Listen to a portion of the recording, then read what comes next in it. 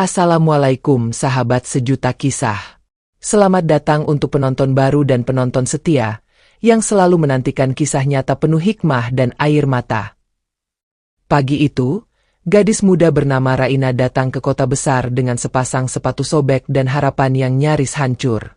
Keringat membasahi pelipisnya, langkahnya tergesa, tubuhnya menggigil bukan karena dingin, tapi karena rasa takut akan ditolak lagi. Di depan gedung mewah itu, ia ditertawakan, diusir seperti pengemis. Tak ada yang tahu, di balik kemeja lusuh dan rambut kusut itu, tersembunyi satu rahasia yang akan membuat seluruh perusahaan bertekuk lutut. Tapi siapa sebenarnya Raina? Dan mengapa semua orang harus menyesali perlakuan kejam mereka? Namun sebelumnya, bagi yang beragama Islam, saya sarankan untuk menuliskan sholawat Nabi Muhammad agar kelak sholawat ini menjadi saksi untuk mendapat syafaat di akhirat. Like dan subscribe ke channel ini sangat membantu menyebarkan dakwah Islam dan menjadi amal jariah. Pagi itu, kabut tipis masih menyelimuti langit Jakarta saat sebuah bus kota berhenti di sebuah halte kecil di depan kawasan perkantoran mewah.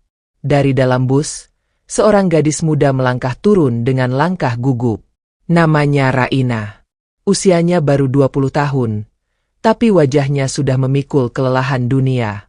Kemeja putih yang dikenakannya tampak kusut, lengan bajunya sedikit basah oleh keringat, dan tas selempang tuanya sobek di satu sisi. Ia berdiri sejenak di depan halte, menatap gedung pencakar langit di hadapannya. Di sanalah wawancara kerjanya akan berlangsung. Kantor impian banyak orang. Dan hari itu adalah satu-satunya kesempatan yang ia punya. Namun sebelum sempat melangkah lebih jauh, suara gemeretak dari arah samping membuat Raina menoleh. Seorang pria tua berdiri putus asa di samping mobil sedan hitam yang mogok di tepi jalan. Ban belakang mobilnya kempes parah. Tangannya gemetar, wajahnya pucat, dan tak satupun pejalan kaki mau berhenti untuk membantunya. Mereka lebih memilih mempercepat langkah, mungkin takut terlambat ke kantor. Raina menatap jam tangannya. Sudah pukul 8.32. Wawancaranya dijadwalkan pukul 9. Jika ia tetap berjalan sekarang, ia bisa tiba tepat waktu. Tapi pria tua itu, matanya meminta tolong. Tak ada yang menolongnya. Dan ia bisa saja pingsan di bawah panas matahari. Ragu hanya sebentar. Raina melepas sepatunya dan berlari menghampiri. "Pak, izinkan saya bantu."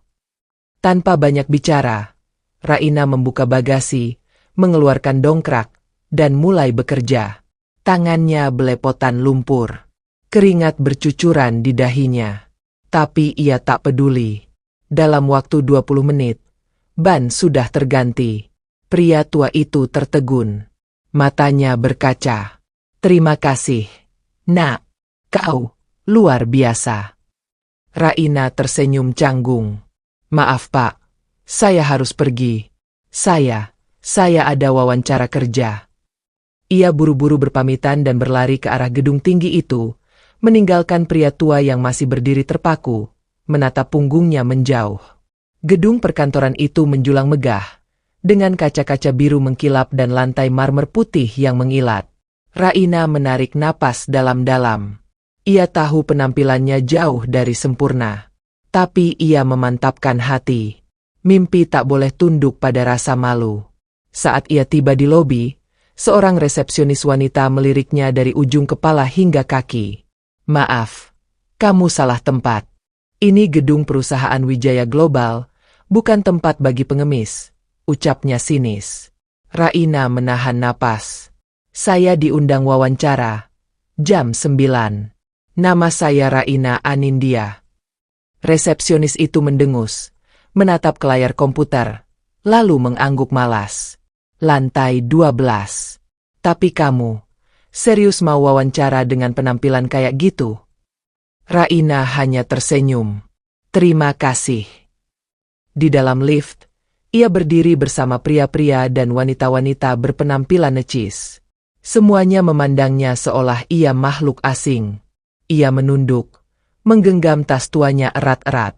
Jantungnya berdetak kencang. Tapi ia tahu, ia harus bertahan. Sampai di lantai 12, Ia duduk di ruang tunggu bersama beberapa kandidat lain. Mereka bisik-bisik, tertawa pelan sambil melirik ke arahnya. Kasian banget. Kayaknya dia nyasar. Gak mungkin lolos lah. Lihat aja tuh sepatunya sobek. Raina menunduk, menahan perih di dadanya. Tapi ia memilih diam. Waktu berjalan pelan. Namanya belum juga dipanggil.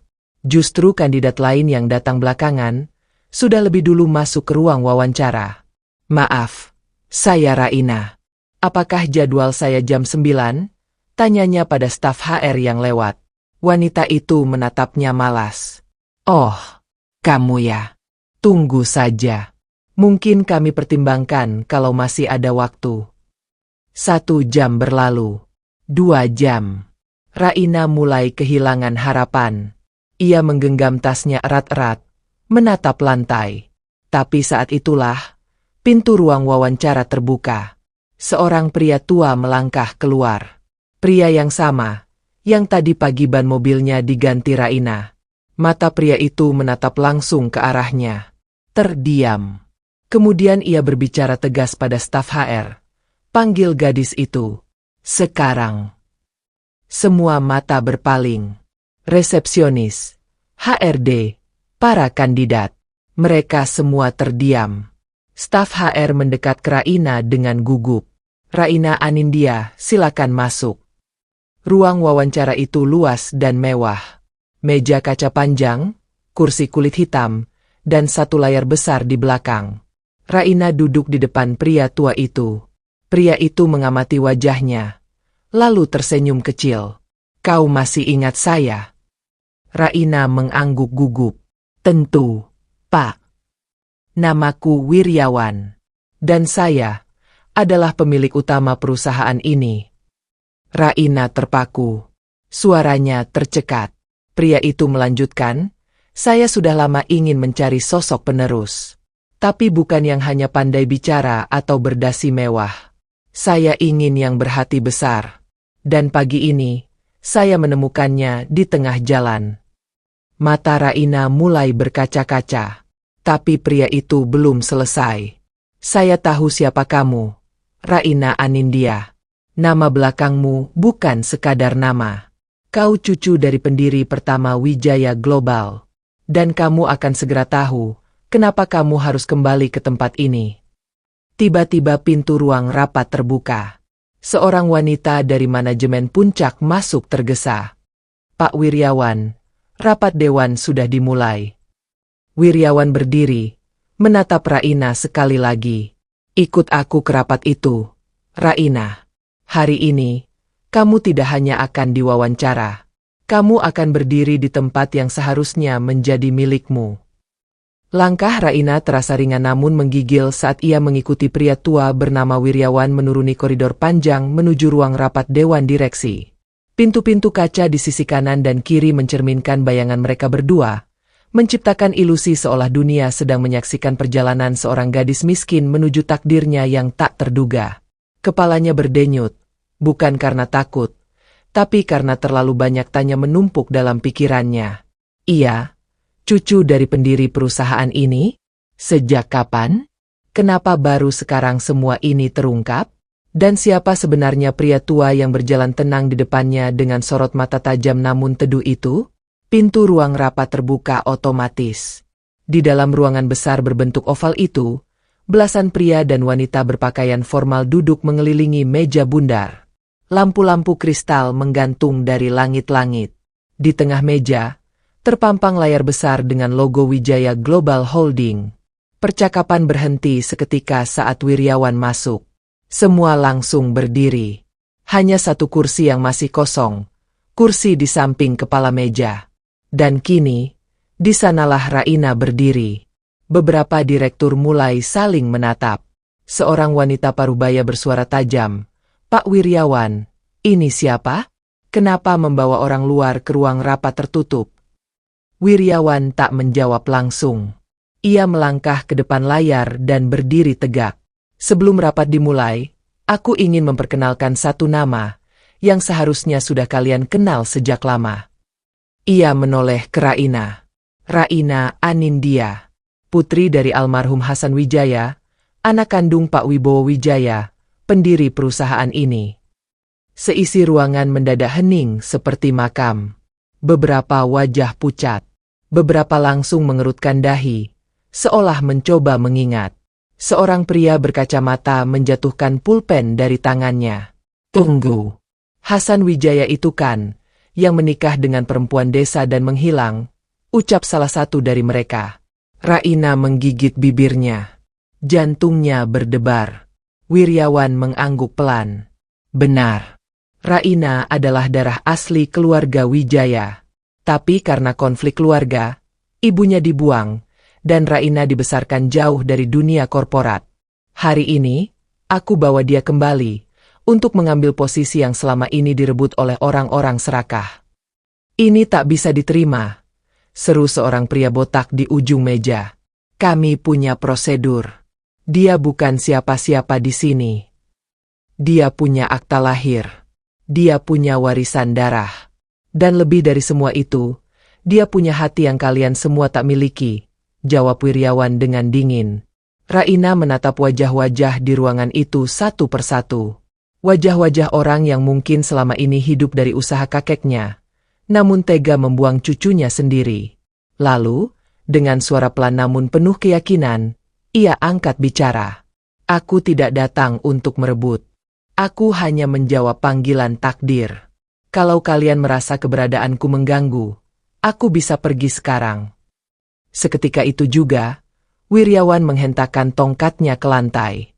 Suaranya menggema di ruangan marmer itu.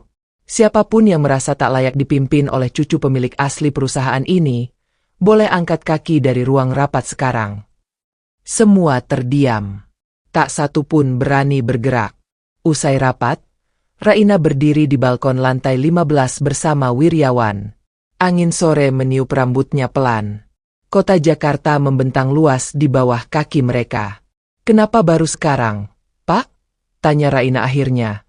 Suaranya serak oleh emosi yang ditahan sejak pagi. Pria itu memejamkan mata sejenak. Aku tak bisa mencarimu dulu. Ibumu membawa identitas palsu untuk melindungimu. Dan saat aku akhirnya menemukanmu, aku menunggumu siap. Dan tadi pagi, kamu menunjukkan pada dunia bahwa kamu berbeda. Kamu berhenti menolongku, saat orang lain berlari mengejar posisi. Raina terdiam. Matanya berkaca-kaca. Namun bukan karena sedih, tapi karena kehangatan yang selama ini hilang, akhirnya datang dari arah yang tak pernah ia duga. Namun saat mereka hendak kembali ke ruang kerja, suara gaduh terdengar dari lobi bawah. Teriakan, bentakan, dan suara kaca pecah. Raina dan Wiryawan saling menatap. Petugas keamanan muncul tergesa di ujung koridor. Wajahnya panik. Pak Wiryawan, ada yang menyerang bagian resepsionis. Kami tidak tahu siapa mereka. Tanpa menunggu aba-aba, Wiryawan berjalan cepat ke lift. Raina mengikuti di belakangnya. Siapa yang cukup nekat menyerang kantor ini di siang bolong? Tanya Raina pelan. Wiryawan tak menjawab, tapi matanya tajam. Sampai di lantai dasar, suasana sudah kacau. Resepsionis pingsan, kursi terbalik, dan di tengah ruangan, berdiri seorang pria berjas hitam, dengan tatapan penuh kebencian ke arah Raina. Jadi, ini dia cucu pewaris itu, gumamnya. Petugas keamanan menghalanginya, tapi pria itu menunjuk wajah Raina dengan tajam. Aku tak akan biarkan seorang anak kampung menginjakan kaki di singgasana yang harusnya jadi milik keluargaku. Raina mundur selangkah. Napasnya tercekat. Wajah pria itu terasa familiar. Wiryawan maju, menghadang. Keluar dari sini, Bram. Ini bukan waktunya untuk mengulang sejarah kelam keluarga ini. Justru ini waktunya, jawab Bram dengan suara dingin. Waktunya kita selesaikan apa yang dulu belum sempat selesai. Raina menatap pria itu. Dalam hatinya, ia tahu pertempuran ini bukan soal harta, tapi tentang luka masa lalu yang menuntut keadilan. Dan semuanya baru saja dimulai.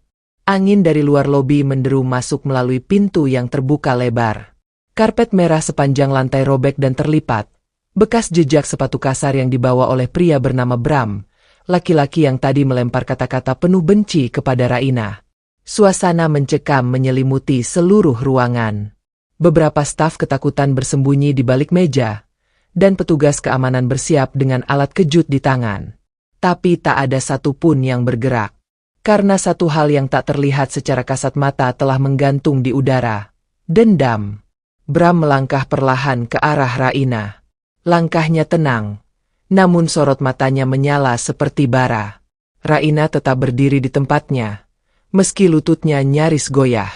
Dalam benaknya, pertanyaan-pertanyaan mulai tumbuh seperti duri. Siapa Bram? Mengapa ia begitu membenciku?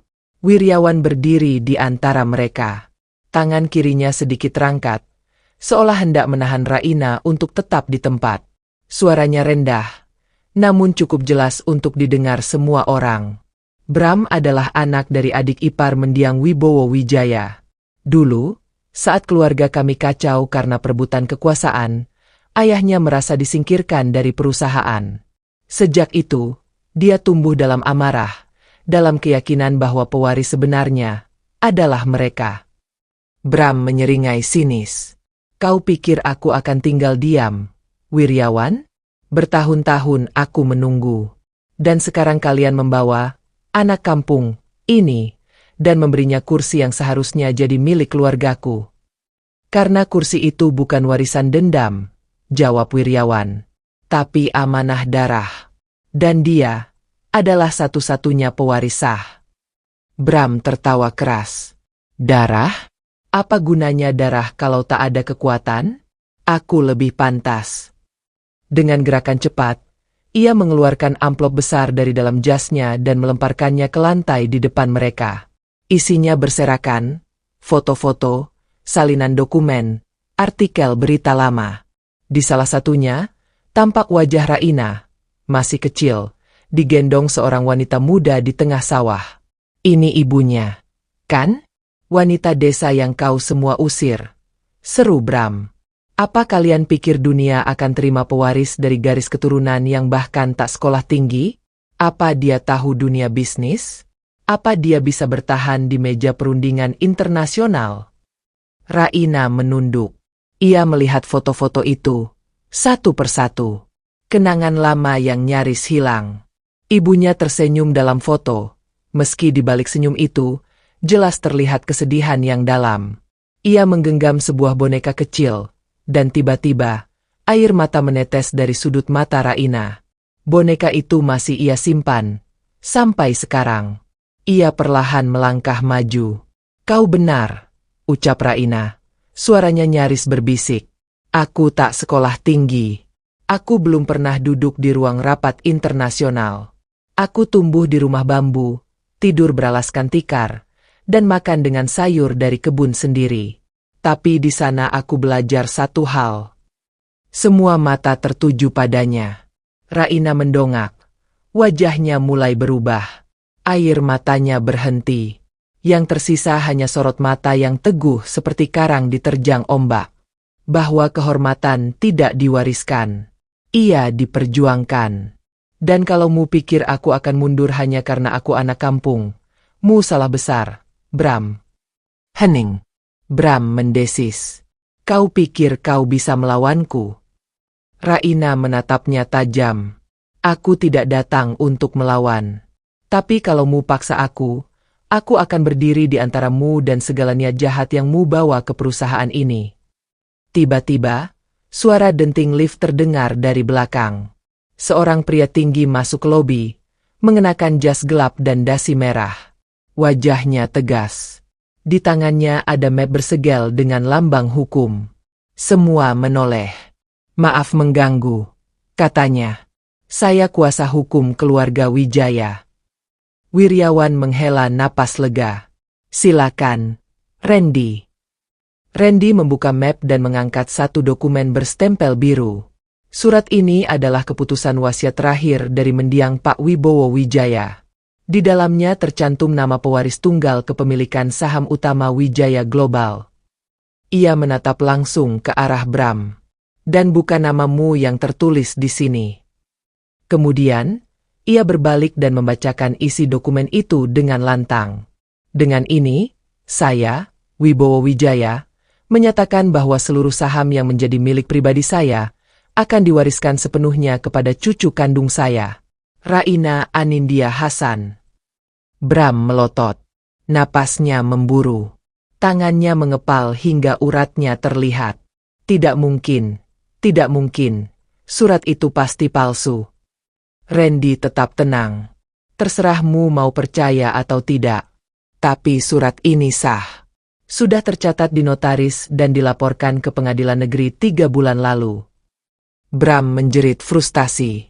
Ia berbalik dan berjalan cepat menuju pintu keluar. Namun sebelum pergi, ia sempat menoleh ke arah Raina. Kita belum selesai. Dan dengan itu, ia menghilang di balik pintu yang tertutup keras. Usai kejadian itu, suasana kantor kembali tenang. Tapi tidak dengan hati Raina. Ia berdiri di tepi jendela lantai 15, memandangi langit yang mulai gelap. Jakarta di bawahnya berpendar dengan cahaya ribuan lampu. Tapi dalam dirinya, masih menyala api yang belum padam. Bram akan kembali, gumamnya. Di belakangnya, Wiryawan berdiri sambil menatapnya dari jauh. Ya, tapi kau tidak sendiri, Raina. Dunia ini keras. Tapi kau lebih keras dari yang kau pikir. Raina menoleh.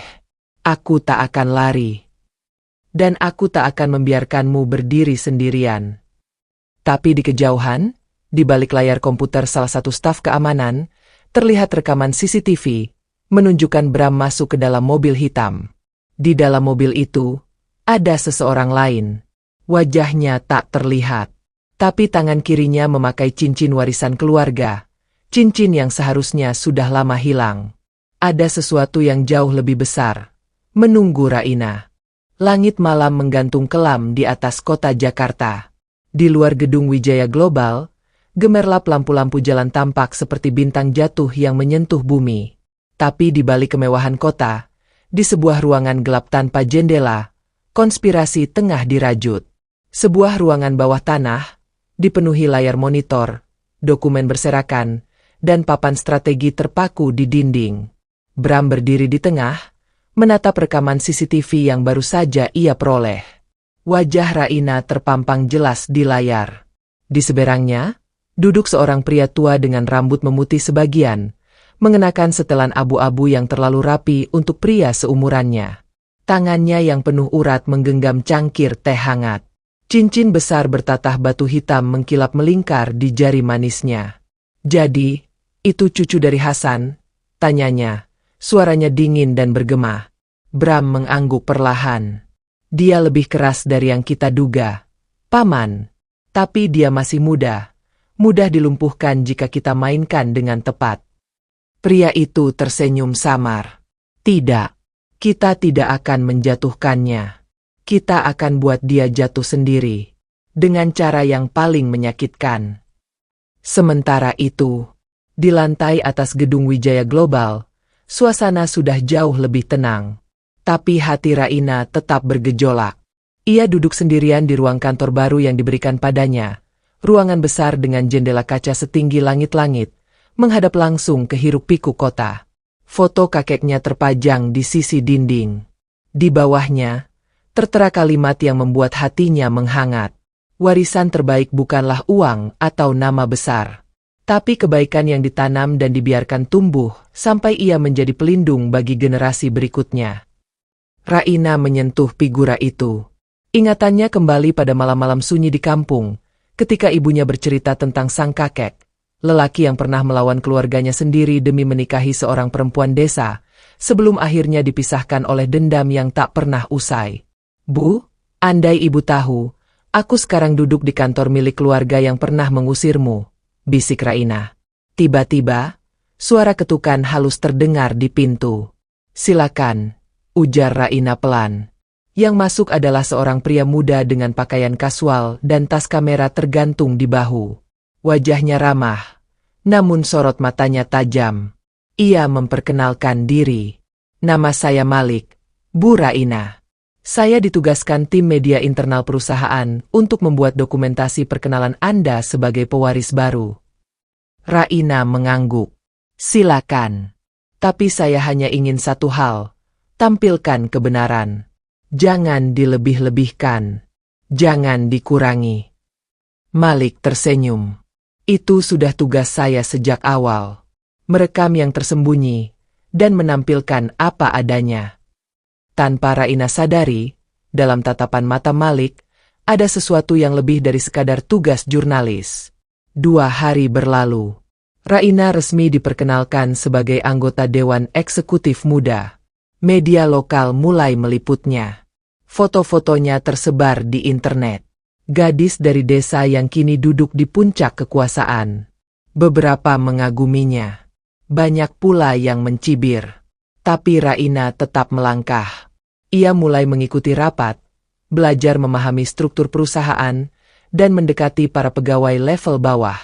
Ia turun ke gudang, berbicara langsung dengan buruh, makan siang bersama staf keamanan, dan menyapa setiap petugas kebersihan dengan senyum yang tulus. Itulah yang membedakannya. Namun di balik senyum itu, ia tahu bahaya belum pergi. Terutama saat satu malam, ia menemukan secarik amplop diselipkan di bawah pintu ruangannya. Tanpa nama, tanpa stempel. Hanya tulisan tangan di bagian depan. Untuk yang mengira bahwa hidup ini hanya soal warisan. Ia membuka amplop itu dengan hati-hati. Di dalamnya, ada satu foto tua, foto mendiang ibunya. Tapi bukan sembarang foto. Dalam gambar itu, ibunya sedang duduk bersama seorang lelaki tak dikenal. Wajah mereka serius. Di belakangnya tampak sebuah meja tua dengan koper terbuka, berisi dokumen dan uang tunai. Raina memicingkan mata. Sudut foto itu menyimpan sesuatu yang aneh. Ia merasa ada yang janggal. Tapi sebelum sempat memeriksa lebih jauh, ponselnya berbunyi. Panggilan dari Wiryawan. Raina, hati-hati. Ada kabar dari orang dalam. Seseorang sedang menyebar narasi palsu bahwa ibumu dulu menjual informasi internal perusahaan ke kompetitor. Mereka sedang mencoba menodai nama keluargamu. Raina terdiam. Nafasnya tercekat. Kenapa mereka lakukan ini sekarang? Tanyanya. Karena mereka tahu, cara tercepat menjatuhkan seseorang, bukan dari depan, tapi dengan menggali masa lalunya. Keesokan paginya, berita itu meledak. Skandal lama kembali muncul. Ibu pewaris Wijaya diduga terlibat pembocoran data. Media menggila. Akun media sosial Raina diserbu komentar jahat. Sebagian staf mulai menjauh. Rapat yang biasa hangat, kini dipenuhi tatapan sinis dan bisik-bisik penuh prasangka. Wiryawan mencoba menenangkan situasi, tapi tekanan dari dewan direksi lain mulai muncul. Dia membawa beban yang terlalu besar, kata salah satu dari mereka dalam rapat tertutup. Kita tak bisa pertaruhkan reputasi perusahaan demi satu gadis yang bahkan belum mengerti dunia ini. Dan di luar sana, di ruangan gelap yang sama, Bram kembali menonton siaran berita sambil tersenyum lebar. Di sampingnya, pria cincin hitam menyesap teh dengan tenang. Sekarang, tinggal satu langkah lagi, gumamnya. Malam itu, Raina berdiri di depan cermin di kamar apartemen barunya. Ia menatap bayangannya sendiri. Rambutnya berantakan. Matanya sembab. Tapi sorot matanya masih menyala. Ia menggenggam foto ibunya erat-erat. Aku tahu siapa ibu. Aku tahumu bukan pengkhianat. Aku akan bersihkan namamu. Apapun yang terjadi. Namun di luar jendela, seseorang sedang memotret dengan lensa jarak jauh. Klik, klik. Bayangan di balik tirai itu menyimpan rencana yang jauh lebih gelap dari sekadar fitnah.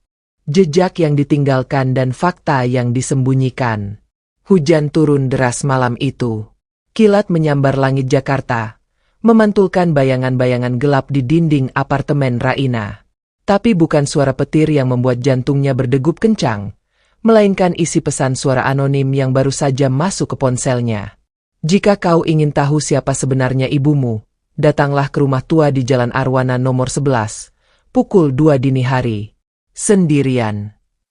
Suara itu berat, disamarkan, tapi intonasinya jelas mengandung dua hal, ancaman, dan kebenaran yang selama ini dikubur dalam-dalam.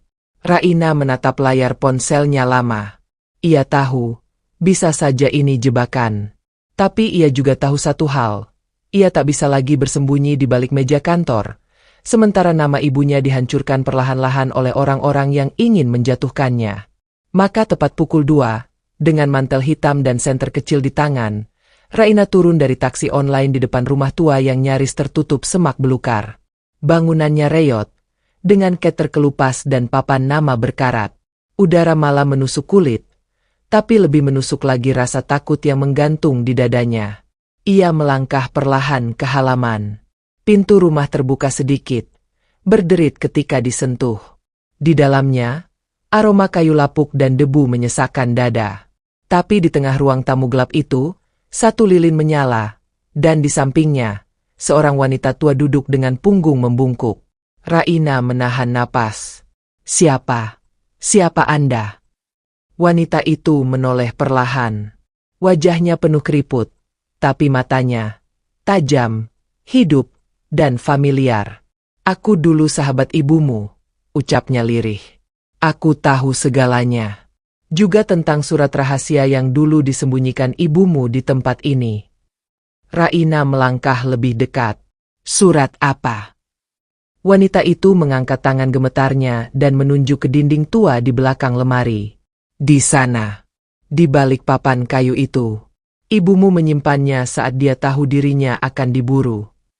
Dengan tangan gemetar, Raina mendekat dan mencongkel papan kayu itu.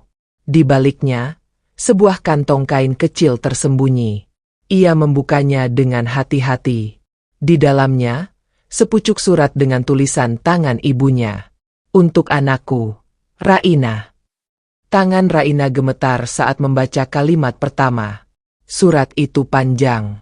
Ibunya menceritakan bagaimana ia difitnah oleh saudara tiri suaminya sendiri. Bagaimana ia menyimpan bukti transfer uang palsu yang justru mengarah ke Bram dan ayahnya. Semua diatur, semua difabrikasi.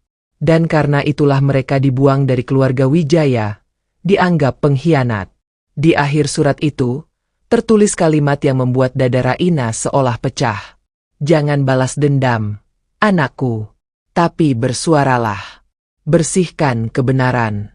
Karena hanya itu satu-satunya cara melawan kebohongan. Air mata Raina jatuh tanpa bisa dibendung. Ia meremas surat itu ke dadanya, seolah memeluk ibunya yang sudah tiada. Wanita tua itu menatapnya haru. Bukti-bukti lain ada di laci lemari besi di belakang. Ambillah. Tapi berhati-hatilah. Banyak yang tak ingin kebenaran ini muncul. Keesokan paginya, kantor Wijaya Global kembali diguncang. Kali ini bukan oleh fitnah, tapi oleh keberanian. Raina berdiri di depan podium, dikelilingi awak media. Di tangannya, bukti transfer, salinan surat lama, serta video pengakuan ibu Raina yang terekam sebelum meninggal. Semuanya ditampilkan ke layar besar. Selama ini, kalian percaya pada satu versi cerita. Tapi hari ini, aku bawa versi yang lain. Versi dari seorang ibu yang dibungkam. Dan dari seorang anak yang tak lagi takut. Wajah para direktur pucat. Beberapa langsung menyandarkan punggung ke kursi. Tak bisa berkata-kata. Wiryawan berdiri di samping Raina, menatapnya dengan penuh bangga. Namun di tengah keramaian itu, sebuah panggilan masuk ke ponsel Raina. Nomor tak dikenal. Raina Anindya. Suara berat terdengar. Kau mungkin berhasil buka kebenaran masa lalu.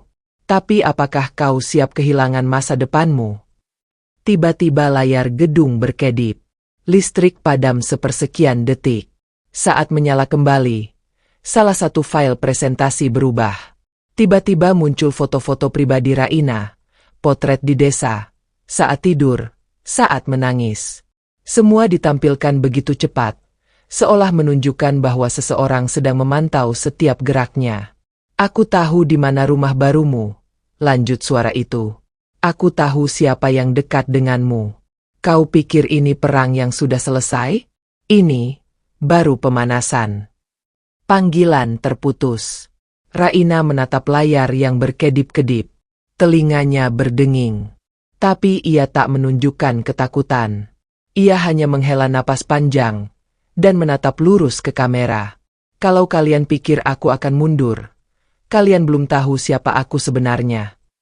Di belakang ruangan, Malik, jurnalis muda yang tadi malam menghilang secara misterius, muncul kembali. Wajahnya cemas. Tangannya menggenggam sebuah harddisk hitam kecil. Aku nemu ini dari database lama kantor, bisiknya saat mendekat ke Raina. Isinya lebih dari sekadar bukti. Ini bisa mengguncang seluruh jaringan gelap yang menyusup ke perusahaan. Raina mengambil benda itu, lalu menatap Malik tajam. Kau yakinmu bisa dipercaya?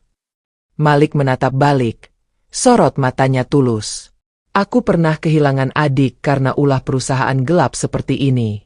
Aku ada di pihakku, Rain. Dan malam itu, saat semua orang pulang, Raina duduk sendiri di ruangannya. Harddisk hitam itu menyala. File demi file terbuka. Nama-nama. Transaksi rahasia.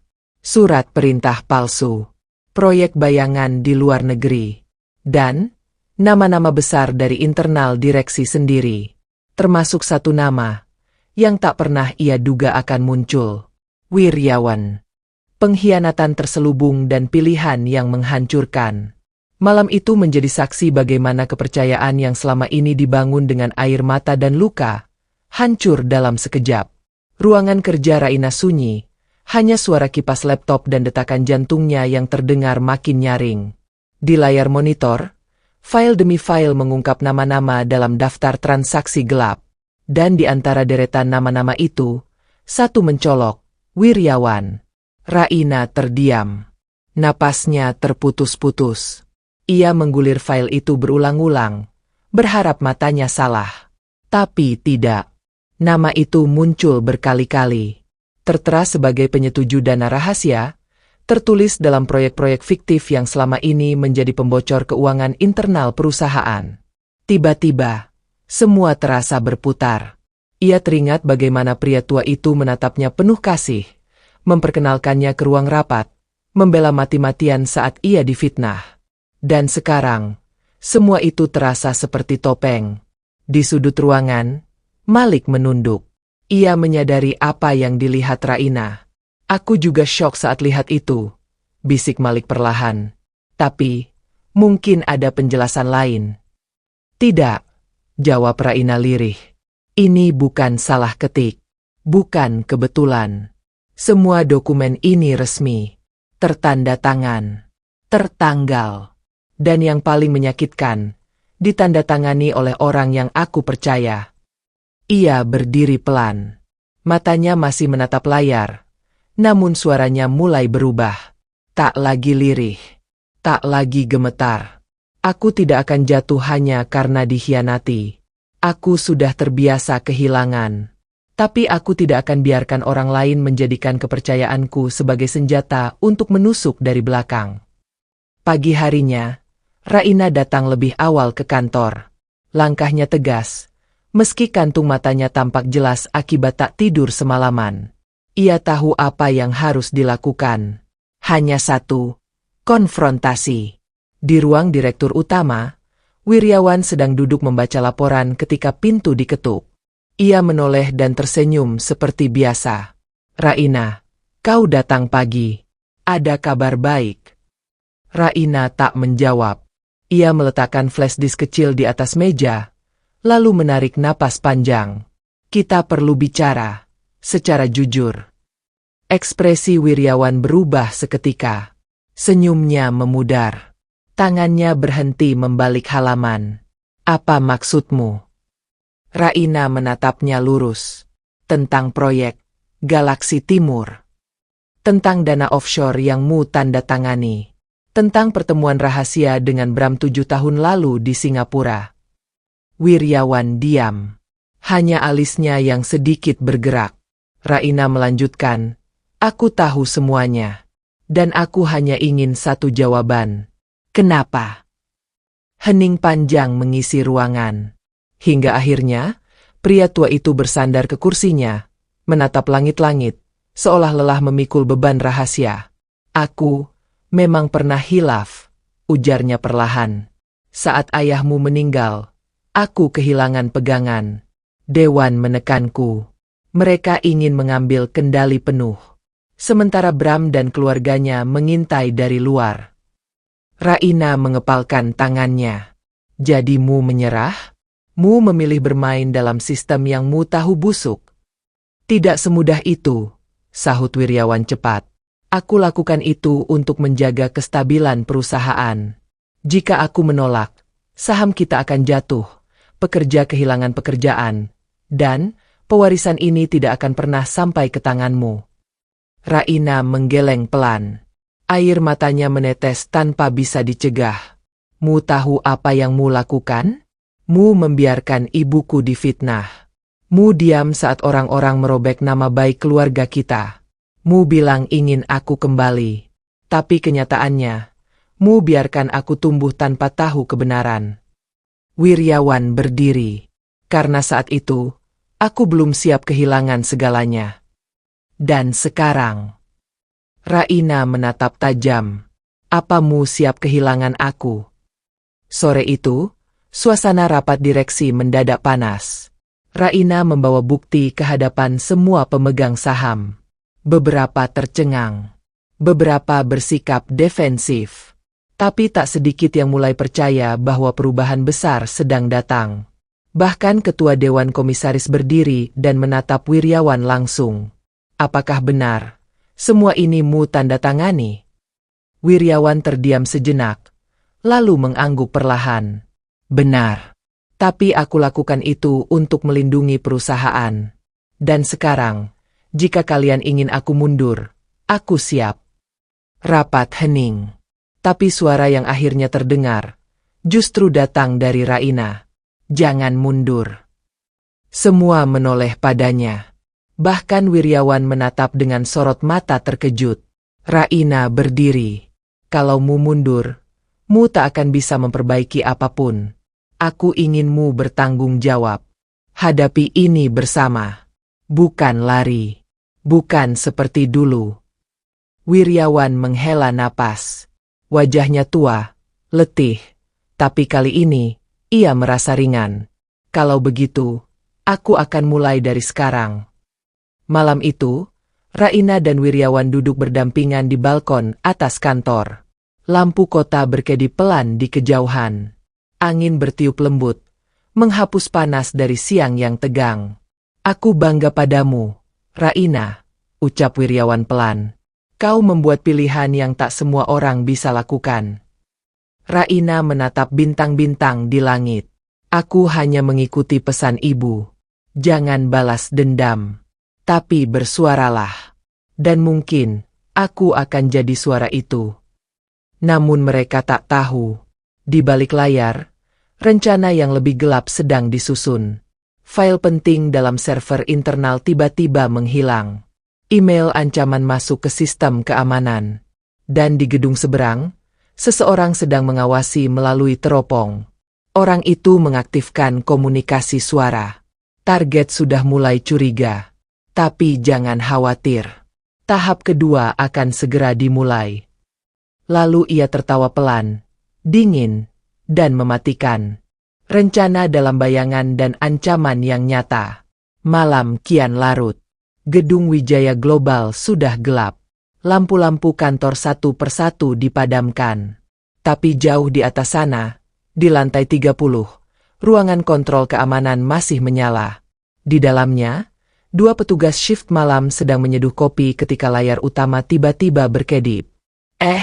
Kameranya ngedrop, gumam salah satunya. Layar nomor 14, yang mengarah ke server utama, mendadak gelap. 5 detik, 10 detik. Lalu, kembali menyala. Tapi satu hal terlewatkan oleh kedua petugas itu.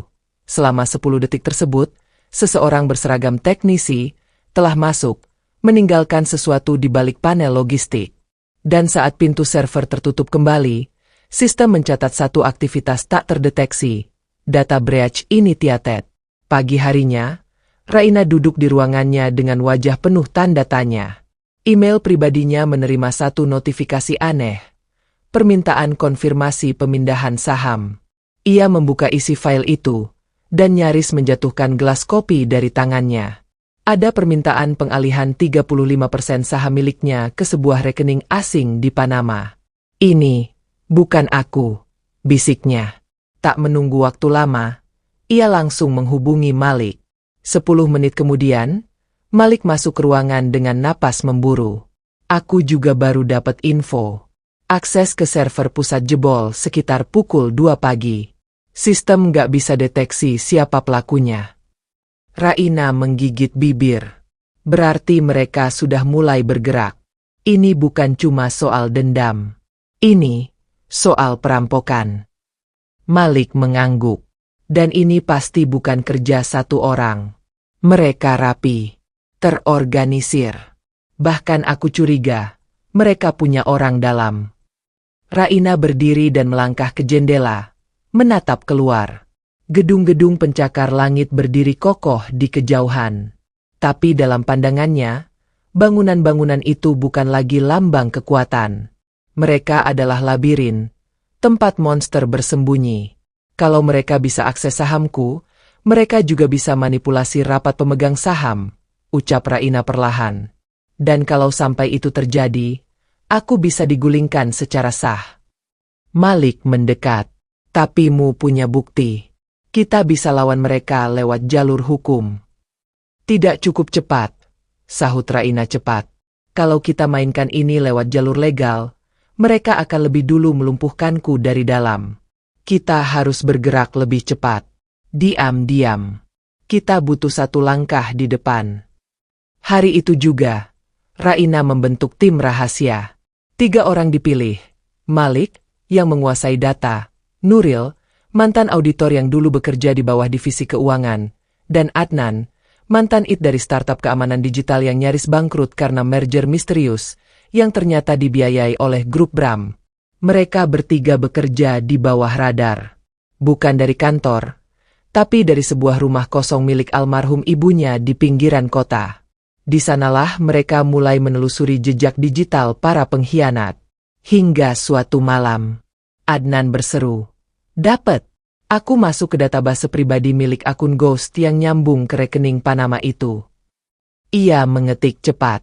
Tampilan layar menampilkan nama samaran, Lux 72A. Di dalamnya, ratusan transaksi gelap. Dan dari daftar nama itu, satu nama kembali muncul.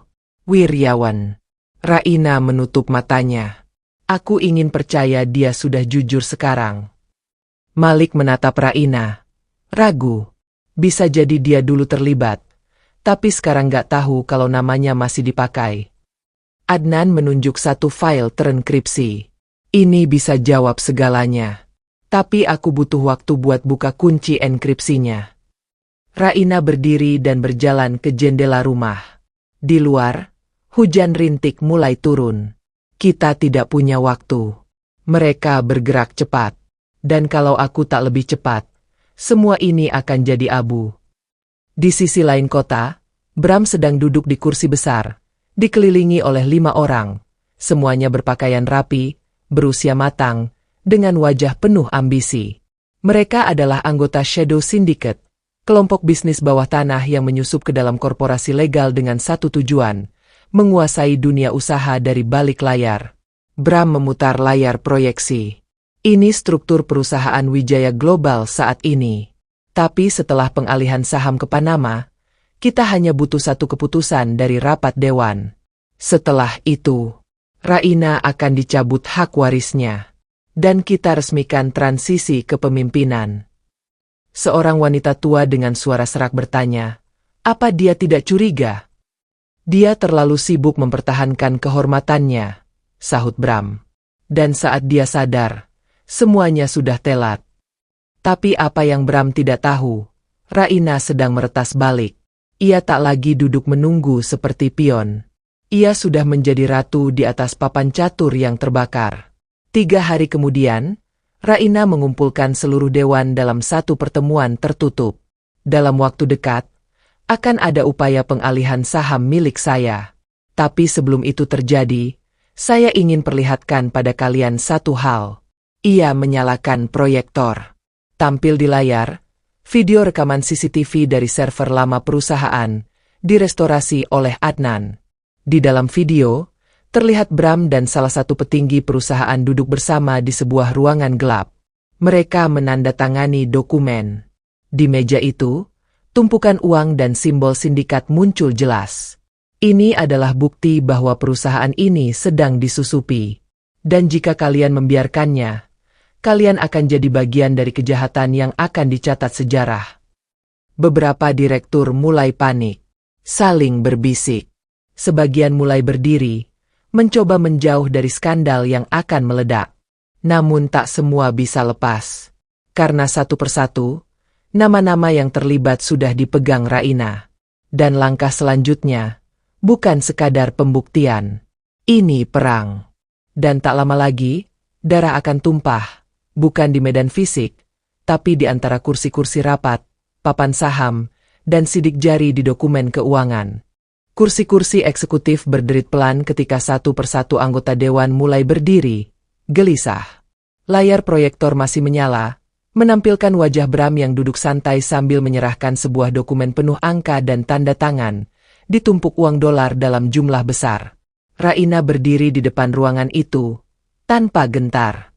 Suaranya tegas dan dingin. Aku tidak datang ke sini untuk menagih simpati. Aku datang untuk memperingatkan. Siapapun yang memilih diam, akan tenggelam bersama konspirasi ini. Beberapa dari mereka mencoba mengelak. Ada yang menyalahkan staf, ada pula yang berpura-pura tidak tahu-menahu. Tapi ketika satu nama disebut, Hendro, kepala keuangan senior, ruang rapat membeku. Raina menatap langsung ke arah pria itu. Mu mengatur jalur dana ke Panama. Semua transaksi lewat persetujuanmu. Hendro mencoba tersenyum, tapi wajahnya jelas panik. Saya hanya jalankan perintah. Saya pikir itu bagian dari proyek legal. Tapi Mu tahu siapa yang menyuruh, potong Raina cepat. Dan Mu tahu siapa yang mengambil manfaat terbesar dari dana itu. Jangan pura-pura buta, Pak Hendro. Ia tak sempat membalas. Dua petugas keamanan berpakaian sipil masuk dan berdiri di belakangnya. Hendro menoleh dengan tubuh bergetar. Ini, jebakan, gumamnya ketakutan. Raina melempar satu amplop ke atas meja. Bukan jebakan. Ini akuntabilitas. Setelah Hendro diamankan, suasana berubah drastis. Beberapa petinggi mulai berguguran. Ada yang mengundurkan diri diam-diam, ada pula yang dibekukan jabatannya sambil menunggu audit khusus. Tapi Raina tahu, ini baru permukaan. Bram masih bebas. Dan ia tak akan diam. Benar saja. 2 malam setelah pertemuan itu, saat Raina hendak pulang dari kantor bersama Malik, ban mobilnya ditemukan dalam kondisi robek. Bukan karena paku, tapi sayatan pisau. Tak jauh dari sana, satu kertas dilipat rapi ditempel di kaca depan mobil. Kau bisa menyingkirkan cecunguk, tapi tidak dengan rajanya. Malik merobek kertas itu dan langsung menyuruh sopir cadangan mengganti kendaraan. Sementara itu, Raina duduk di kursi belakang dengan tangan terkepal. Mereka mulai panik.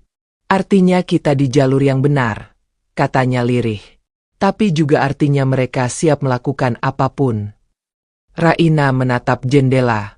Jakarta malam itu terasa lebih sunyi dari biasanya.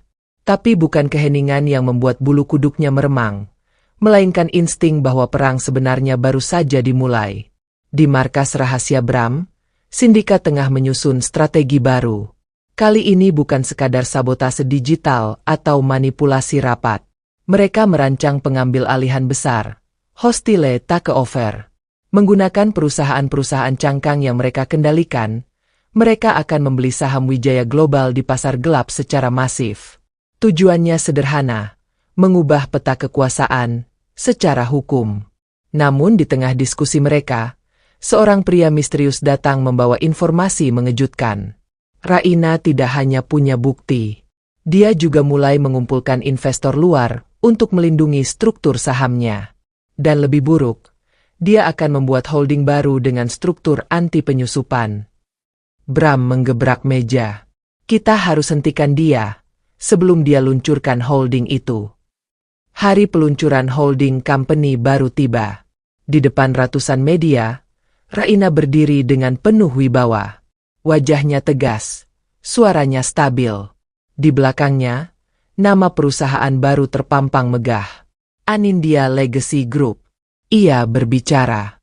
Ini bukan sekadar perusahaan. Ini benteng. Untuk melindungi apa yang diwariskan kakek dan ibuku. Dan untuk memastikan tak ada satupun tangan kotor yang bisa merusak lagi. Tepuk tangan bergema. Tapi tak lama setelah acara usai, Raina kembali menerima satu paket tak dikenal. Di dalamnya, foto rumah masa kecilnya, dengan coretan cat merah menyilang di depan pintunya. Dan satu kalimat, tak ada benteng yang benar-benar kebal dari racun dalam darahnya sendiri. Sore itu, di ruang server kantor, Adnan menemukan satu file terenkripsi masuk dari jalur internal yang tak dikenal. Butuh waktu 5 jam membukanya. Dan ketika file itu terbuka, hanya satu baris teks yang muncul. Data sudah ditanam sejak awal. Bahkan sebelum Raina menginjakan kaki di sini. Adnan menoleh ke Malik dengan wajah pucat. Ini, artinya mereka sudah susupi sistem sebelum semuanya dimulai. Malik langsung menghubungi Raina. Dan saat itu juga, satu ledakan kecil terjadi di ruang logistik lantai bawah. Tak membahayakan jiwa, tapi cukup untuk mengirim pesan. Raina berdiri di depan jendela lantai atas, menyaksikan api kecil dipadamkan oleh pemadam kebakaran. Pikirannya penuh. Jika sindikat sudah di dalam sejak awal, siapa yang bisa ia percaya? Dan ketika ia berpaling, seseorang berdiri di ambang pintu ruangannya. Wiryawan. Wajahnya tenang. Tapi ada sesuatu di sorot matanya yang membuat Raina ingin menggenggam kembali semua luka dan pertanyaan. Waktunya mu dengar satu rahasia yang belum pernah aku ceritakan, ucapnya lirih. Raina hanya menatap dalam diam. Karena ia tahu, rahasia ini bisa mengubah seluruh arah pertempuran. Rahasia terdalam dan harga dari sebuah kebenaran. Suara detik jam dinding seperti mengiringi detak jantung Raina yang kian menggila. Ia berdiri di tengah ruangannya, menatap Wiryawan yang berdiri dengan wajah lelah, seperti seseorang yang akhirnya menyerah pada waktu. Pintu ditutup perlahan, menyisakan hanya mereka berdua, cucu dan paman, pewaris dan penjaga, dua sosok yang selama ini berjalan di jalan yang tampaknya sama, namun mungkin tak benar-benar searah.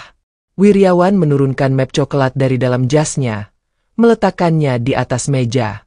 Aku tahu, kau tak lagi percaya padaku. Mungkin sudah lama, sejakmu tahu aku pernah terlibat dalam permainan kotor mereka. Raina tak menjawab. Ia hanya mengangguk pelan. Sorot matanya dingin, tapi tak memutus tatapan. Tapi ini adalah sesuatu yang lebih besar dari sekadar pengkhianatan. Lebih besar dari warisan, saham, atau jabatan. Ia membuka map itu. Di dalamnya, lembaran foto lama, tulisan tangan yang mulai menguning, dan satu lembar akta kelahiran. Raina menyipitkan mata saat melihat nama yang tertera di akta itu. Raina Nismara Wijaya. Namun nama ayah yang tertera, bukan seperti yang ia tahu selama ini. Ayahmu, ujar Wiryawan lirih. Bukan orang yang selama ini disebutkan oleh ibumu. Dunia seolah berhenti sejenak. Aku, yang sebenarnya ayah kandungmu, Rain. Waktu seolah mencair. Ruangan terasa mengecil. Napas Raina tercekat. Jari-jarinya gemetar. Ia memandangi dokumen itu, mencoba menolak kenyataan yang mengoyak identitasnya dari akar. Tidak mungkin. Ibu selalu bilang ayahku wafat karena sakit. Bukan. Wiryawan mengangguk pelan. Itu tidak sepenuhnya bohong. Tapi ibumu sengaja menyembunyikan siapa ayah kandungmu demi melindungi dirimu. Dan aku. Karena saat itu, Situasi keluarga begitu rumit. Aku sudah menikah, dan hubungan kami bukan sesuatu yang bisa diterima oleh keluarga besar Wijaya.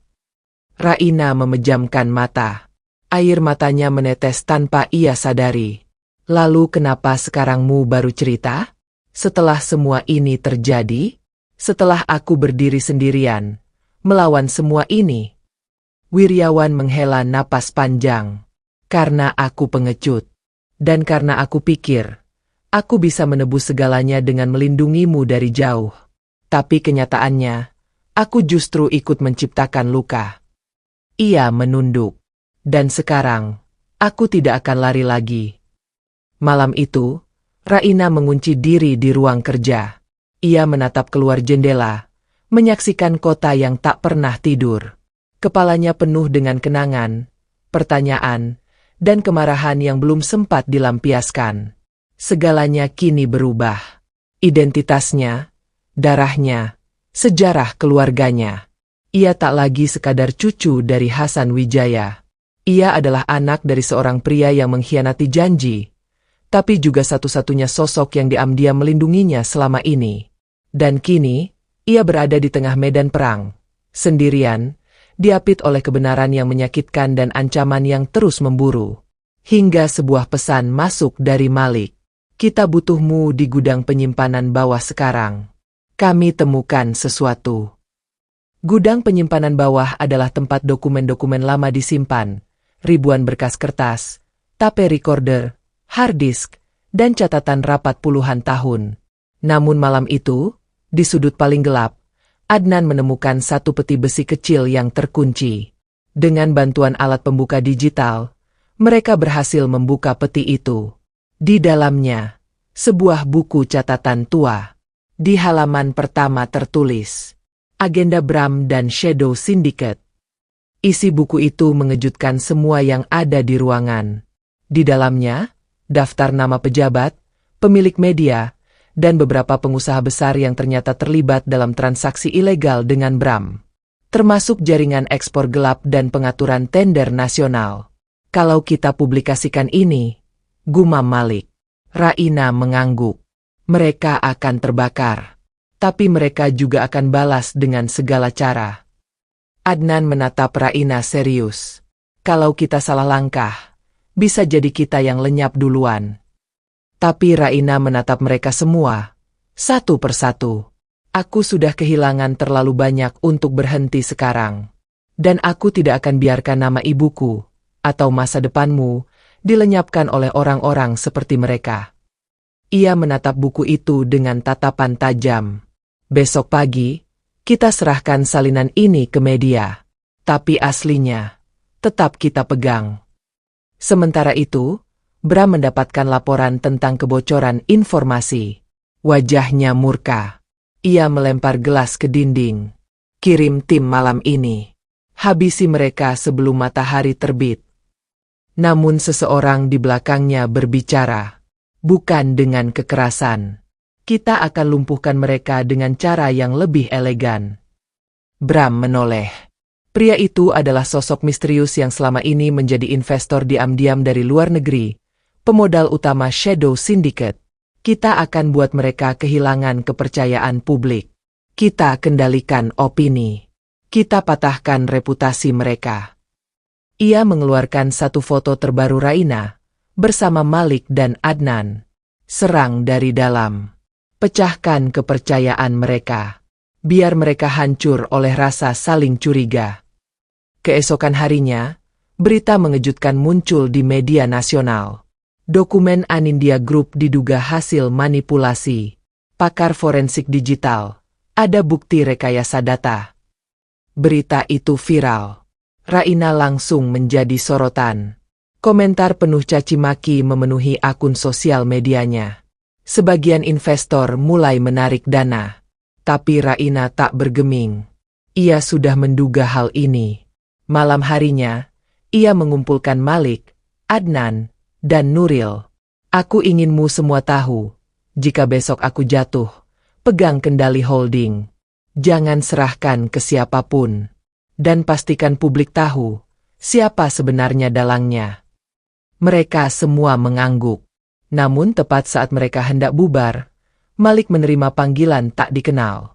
Ia mengangkatnya, dan wajahnya langsung memucat. "Rain, rumah ibumu. Seseorang membakarnya malam ini." Dunia Raina kembali runtuh. Tapi kali ini, ia tak menangis.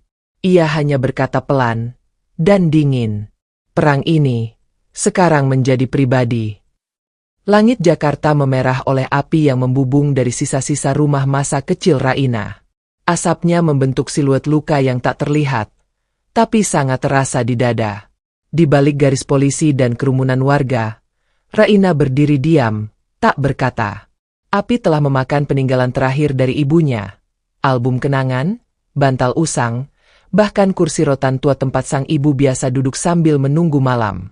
Di belakangnya, Malik mencoba menenangkan, tapi tak ada kata yang cukup untuk menyentuh kedalaman luka itu. Ini bukan lagi tentang perusahaan. Ini tentang harga diri. Tentang darah dan air mata yang mereka injak seenaknya. Lirih Raina, suaranya pecah. Keesokan paginya, sebelum fajar menyingsing, seluruh tim Raina bergerak cepat. Harddisk, catatan sindikat, rekaman suara rahasia, dan bukti transaksi semua digandakan. Satu salinan dikirimkan ke media internasional. Satu lagi dikirim ke kepolisian anti korupsi. Namun langkah paling mengejutkan datang dari Raina sendiri. Di konferensi pers yang ditayangkan langsung oleh puluhan stasiun berita, Raina tampil dengan busana serba hitam. Matanya tajam, suaranya dingin seperti salju di puncak yang tak akan mencair hanya karena sorotan kamera. "Aku Raina Nismara Wijaya, anak dari seorang wanita yang kalian injak harga dirinya. Pewaris dari seseorang yang kalian anggap tak layak hanya karena ia memilih diam. Hari ini, aku tidak akan diam lagi." Ia menampilkan semua bukti, termasuk video rekaman sindikat. Nama-nama besar ditampilkan tanpa sensor. Di hadapan publik, ia menyebut satu persatu dalang pengkhianatan. Bram, Hendro, investor asing, hingga satu sosok paling mengejutkan. Menteri Perdagangan saat ini. Sontak, dunia korporasi dan politik gempar. Media asing mengambil alih sorotan. Pasar saham Indonesia terguncang. Tapi di tengah semua itu, satu nama justru bersinar, Raina. Namun kemenangan tidak datang tanpa luka. Malam setelah konferensi pers, Malik ditabrak lari oleh mobil tak dikenal. Kakinya patah. Sementara Nuril menerima ancaman melalui surat berdarah yang dilempar ke halaman rumahnya. Adnan berhasil menemukan IP pengirim ancaman dan langsung melacak ke server milik sindikat yang berbasis di Thailand. Dengan sisa kekuatan mereka, Raina dan Adnan berkoordinasi dengan pihak berwenang untuk memaksa negara tersebut membuka informasi. 2 minggu kemudian, Interpol bergerak. Penangkapan terjadi di 3 negara, termasuk Bram, yang tertangkap di pelabuhan saat hendak melarikan diri menggunakan identitas palsu. Di hari pengadilan Bram, Raina hadir sebagai saksi utama. Ia duduk di hadapan pria yang dulu menghancurkan keluarganya. Wajah Bram pucat, lelah, namun tetap menyimpan kesombongan. Rasanya puas, ya? Gumam Bram lirih di sela persidangan. Akhirnya balas dendam juga. Tapi Raina hanya menatapnya datar. Ini bukan tentang dendam, Bram. Ini tentang kebenaran yang akhirnya bicara dengan suara paling nyaring. Hakim mengetukkan palunya. Bram dijatuhi hukuman 25 tahun penjara.